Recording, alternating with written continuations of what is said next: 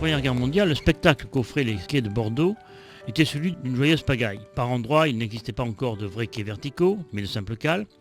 On ne trouvait que quelques baraquements en bois et des tentes, quand les marchandises n'étaient pas déposées anarchiquement à même le sol. Après le conflit, l'idée fut reprise avec un quadruple objectif. Porter Bordeaux aux normes modernes de l'époque, avec pour chaque navire 4 grues et un hangar, ou une gare maritime pour les paquebots, et des hangars de 100 mètres de long. Matérialiser la limite entre le port et la ville par des grilles, notamment pour réduire le nombre de vols. En 1930, un accord fut conclu.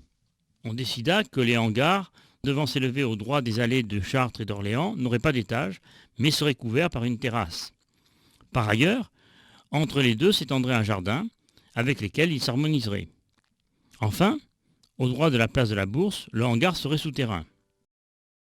La première fois que j'ai mis les pieds dans le port de Bordeaux, j'avais l'âge de 8 ans. Mon père était déjà docker, et à cette époque-là, c'était l'époque des chevaux, des chars. Toute la marchandise, sauf le voie des chemins de fer, se faisait par route, mais par les chars à chevaux. Et je me souviens très bien, quand mon père chargeait des gabarres, où il chargeait, mettons, les farines et les blés au sac, au plat-bord. C'était une planche large de, mettons, de 50-60 cm large, qui était posée sur le quai et qui était sur la gabarre. Alors il fallait prendre une certaine cadence.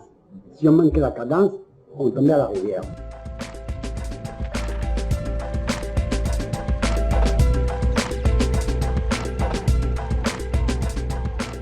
À cette époque-là, les équipes de dockers étaient des équipes attitrées qui travaillaient pour une compagnie. Ils étaient choisis pour leur sérieux. Ils nous faisaient quand même du bon travail, ce qui fait qu'on n'avait pas trop peur de décharger la marchandise à Bordeaux. Et les dockers étaient des vieux dockers qui travaillaient pratiquement sans appareil. Ils respectaient encore une tradition. Ils connaissaient, ils savaient parfaitement leur métier. Parce que l'arrimage des barriques, c'est un arrimage assez particulier, parce qu'il ne faut pas qu'il y ait trop de poids sur la barrique du fond pour pas qu'elle s'écrase.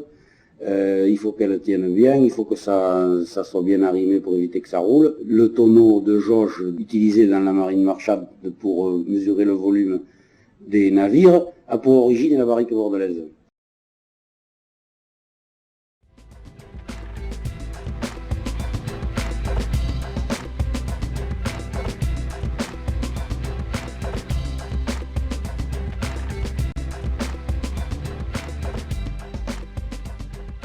Les Bordelais ont envisagé, dès 1840, d'édifier un bassin à flot. Mais ce n'est en fait qu'en 1867 que fut signé le décret impérial approuvant la création d'un bassin à flot à Bacalan. Tout le quartier a été très modifié, s'embourgeoisant dans sa partie proche des Chartrons, alors que le petit peuple du port se concentrait plus au nord, auprès des derniers chantiers navals.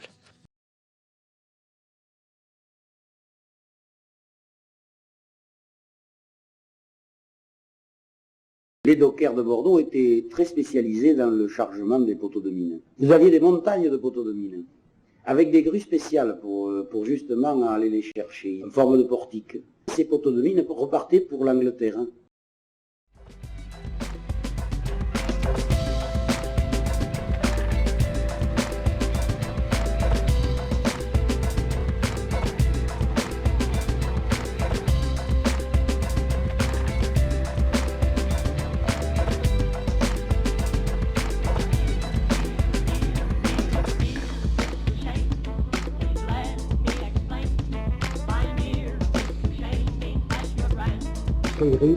Il n'y avait que des charbonnages, il n'y avait que des estocs de charbon.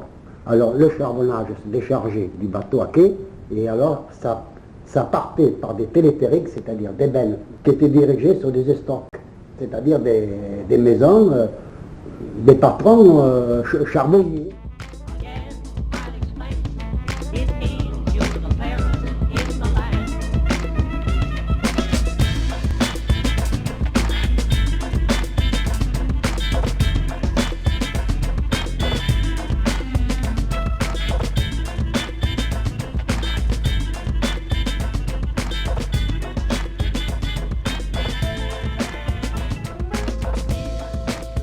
Dès le début du XXe siècle, les autorités portuaires de Bordeaux, la Chambre de commerce et d'industrie, puis à partir de 1924, le port autonome, éprouvèrent le besoin de créer et d'exploiter des avant-ports situés à quelques dizaines de kilomètres en aval sur l'estuaire de la Gironde pour faire face à l'augmentation des tonnages et des tirants d'eau des nouveaux navires, mais aussi pour y implanter des industries lourdes, souvent dangereuses, approvisionnées par la seule voie maritime. C'est donc à Ambès et à Pauillac que fut créée dans les années 1930 une industrie du raffinage pétrolier, malheureusement détruite par les bombardements de la fin de la Deuxième Guerre mondiale.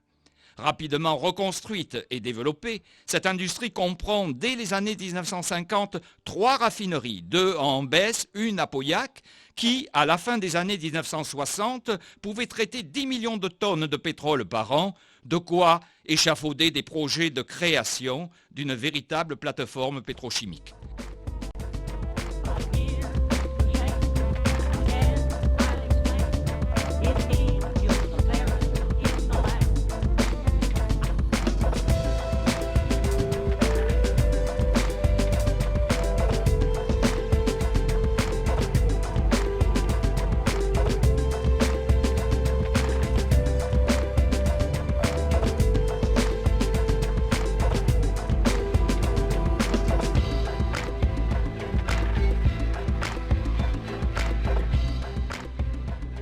C'est le site du Verdon, à l'embouchure de l'estuaire de la Gironde et près des grandes profondeurs, qui, pour le port autonome, présentait le plus d'atouts.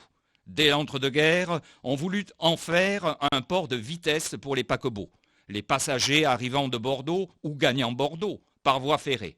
Le gain de temps pour ces navires était appréciable et le mole d'Escales fut fréquenté par quelques-uns des plus beaux et des plus grands paquebots du monde avant que la guerre n'éclate.